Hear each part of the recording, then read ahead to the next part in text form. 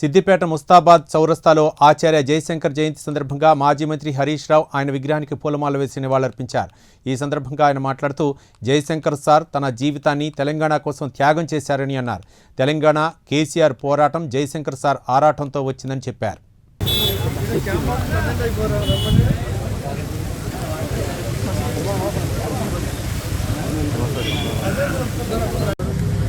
ఓకేనా సాయి?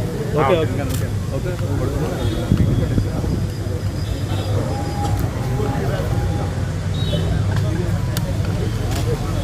జయశంకర్ గారి జన్మదిన సందర్భంగా అందరికీ శుభాకాంక్షలు తెలియజేస్తూ, ఆచార్య జయశంకర్ గారు జీవితం అంతా కూడా తెలంగాణ కోసం పోరాడినటువంటి మహనీయులు. వారికి ముఖ్యంగా సిద్దిపేటతో కూడా అవినాభావ సంబంధం ఉంది.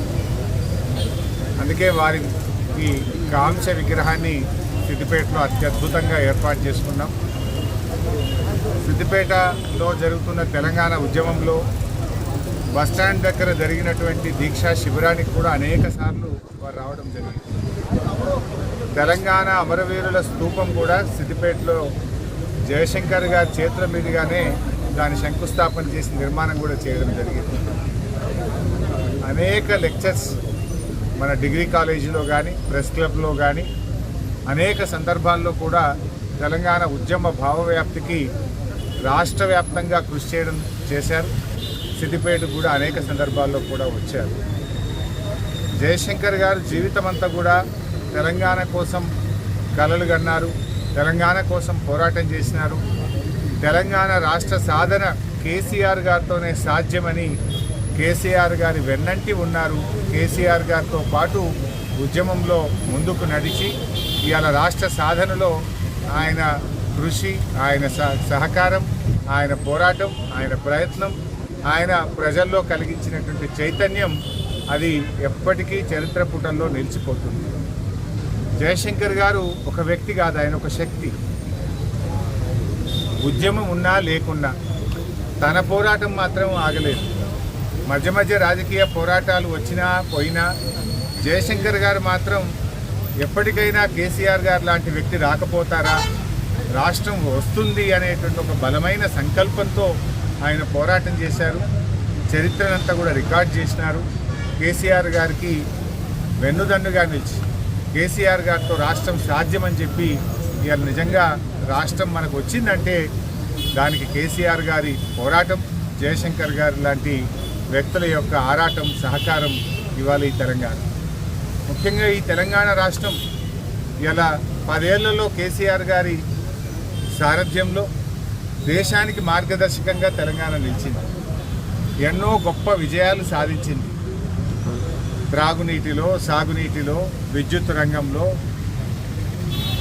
మెడికల్ కాలేజీల ఏర్పాటులో, కొత్త జిల్లాల ఏర్పాటులో, పర్ క్యాపిటా ఇన్కంలో, జిఎస్డిపి వృద్ధి రేటులో అనేక రంగాల్లో దేశానికి మార్గదర్శకంగా నిలిపారు. తెలంగాణ ఆత్మగౌరవాన్ని అద్భుతంగా కేసీఆర్ గారు నిలబెట్టారు. కానీ ఈరోజు రాష్ట్రంలో ఉన్న కాంగ్రెస్ ప్రభుత్వం, ఆ రాష్ట్రాన్ని పరిపాలిస్తున్న ముఖ్యమంత్రి రేవంత్ రెడ్డి ఎన్నడొక్కనాడు జై తెలంగాణ అన్న వ్యక్తి కాదు, తెలంగాణ ఉద్యమంలో పాల్గొన్న వ్యక్తి అంతకంటే కాదు, తెలంగాణ సోయిగా లేనటువంటి వాడు. అందుకే ఇలా మనం ఏ నీళ్ల కోసమైతే పోరాడి తెలంగాణ సాధించుకున్నామో కేసీఆర్ గారి నాయకత్వంలో దాదాపు 380 టీఎంసీలు గోదావరి నదిలో హక్కులు సాధించాం. 968 టీఎంసీలు గోదావరి నదీ జలాల్లో తెలంగాణకు దక్కాల్సిందే అని పట్టుబట్టి కేసీఆర్ గారు దాదాపు 830 టీఎంసీల వరకు గోదావరి జలాలకు అనుమతులు సాధించుకున్నాం. మిగతా 130 టీఎంసీలకు కూడా డిపిఆర్లు కేంద్ర ప్రభుత్వానికి సబ్మిట్ చేసి వాటిని సాధించేటువంటి ప్రయత్నం కూడా సగం వరకు పూర్తయింది. కానీ ఇలా కాంగ్రెస్ అధికారంలోకి వచ్చి 3 ఏళ్ళైనా ఒక్క అనుమతులు సాధించిన పరిస్థితి లేదు. రాష్ట్రంలో మొదటిసారి అసలు జిఆర్ఎంబి చరిత్రలో అనుమతులు ఇచ్చిన ప్రాజెక్టులు రద్దు చేయాలని, వాటిని రివ్యూ చేయాలని ఎజెండాలోకి మొదటిసారి వచ్చింది. ఇప్పటి వరకు 18 జిఆర్ఎంబి మీటింగులు జరిగినాయి. ఏ మీటింగ్లో కూడా జిఆర్ఎంబి మీటింగ్ ఎజెండాలో ఏ రోజు కూడా తెలంగాణ ప్రాజెక్టుల అనుమతులను పునఃసమీక్షించాలని రద్దు చేయాలని ఎప్పుడూ ఎజెండాలోకి రాలేదు. ఆంధ్రప్రదేశ్ అబ్జెక్షన్స్ లేవనెత్తినా దాన్ని ఎప్పటికప్పుడు తెలంగాణ ప్రభుత్వం తిప్పికొట్టింది. తెలంగాణ ప్రాజెక్టులకు అన్ని రకాల అనుమతులు సాధించింది. కానీ ఇవాళ మీరు వచ్చిన తర్వాత ఎజెండాలో వచ్చింది. నేను సూటిగా అడుగుతా ఉన్నా, ఎప్పుడన్నా ఎజెండాలో వచ్చిందా?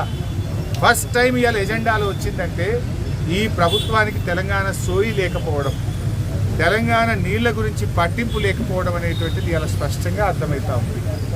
ఇప్పటికైనా ప్రభుత్వం కళ్ళు తెరవండి, జిఆర్ఎంబి ఎజెండాను మార్పించండి. గతంలో ఎప్పుడు ఎజెండాలో తెలంగాణ ప్రాజెక్టులు రద్దు చేయాలి, సమీక్షించాలని ఎప్పుడు రాలేదు. Are you boycott the GRMB meeting? అయితే బహిష్కరించండి లేదా ఎజెండా మార్పించండి. ఇలా ఆంధ్రప్రదేశ్ కడుతున్న గోదావరి బనకచెర్లను ఎందుకు ఆపలేకపోతున్నారు? ఇవాళ మీరు సమ్మక్క సాగర్ ప్రాజెక్టుకు 47 టీఎంసీలు ఆ రోజు హైడ్రాలజీ క్లియరెన్స్ వస్తే దాన్ని ఎందుకు వదులుకుంటున్నారో తెలంగాణ ప్రజలకు సమాధానం చెప్పాలి. ఎస్ఆర్ఎస్పి స్టేజ్ 2కు మరి సమ్మక్క సాగర్ నీళ్ళు అవసరం. వరంగల్, నల్గొండ జిల్లాకు నీళ్ళు ఇచ్చే సమ్మక్క సాగర్ను ఎందుకు వదులుకుంటున్నారు? ఇవాళ దాని మీద వదులుకుంటున్నారా లేదా దానికి సమాధానం చెప్పాలని కూడా నేను ప్రభుత్వాన్ని ఈరోజు డిమాండ్ చేస్తూ ఉన్నాను. ఎందుకంటే మీరు ఇవాళ గోదావరి బనకచెర్ల విషయంలో ఆంధ్రప్రదేశ్లో లోపాయికారి ఒప్పందం చేసుకున్నారు. ఆనాడు ఎజెండాలో లేదన్నారు, ఎజెండాలో ఢిల్లీలో జరిగిన మీటింగ్లో ఉన్నది. మీటింగ్కు పోమన్నారు, మీటింగ్కు పోయింది. సంతకాలు పెట్టమన్నారు, సంతకాలు పెట్టింది. కోర్టులో రిట్లు సూట్లు వేస్తే ఏడాదైనా కూడా అట్టర్ ఫ్లాప్ అయిపోయిండ్రు. ఇవాళ మీ రిట్టు కూడా సరిగా ఎరానటువంటి పరిస్థితి ఏర్పడ్డది. ఇవాళ రాష్ట్రం యొక్క హక్కులు కాపాడండి. జయశంకర్ లాంటి వారికి మనం నిజమైనటువంటి నివాళులు అర్పించడం అంటే రాష్ట్ర హక్కులు కాపాడాలి. రాష్ట్రానికి నీళ్లలో మన న్యాయబద్ధమైన వాటా సాధించడమే జయశంకర్ గారికి మనం అర్పించేటువంటి నిజమైన నివాళి.